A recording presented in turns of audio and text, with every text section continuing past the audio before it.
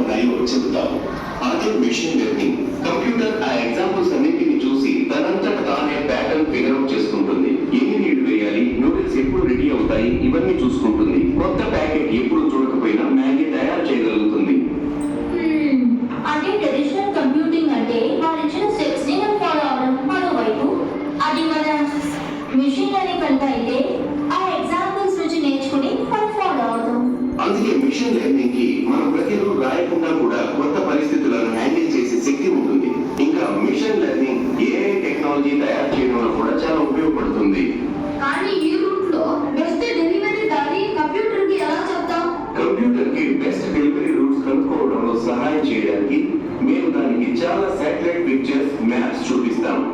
ఆ పిక్చర్స్ చూసి కంప్యూటర్ రోడ్లు, ఇళ్ళు ఎలా ఉంటాయో నేర్చుకుంటుంది. తర్వాత కొత్త పిక్చర్లు కూడా రోడ్స్ ని స్మార్ట్ గా గుర్తించగలుగుతుంది. ఎలా అంటే మ్యాగీ వండడానికి బెస్ట్ స్టైల్ నేర్చుకున్నట్టే ట్రావెల్ కి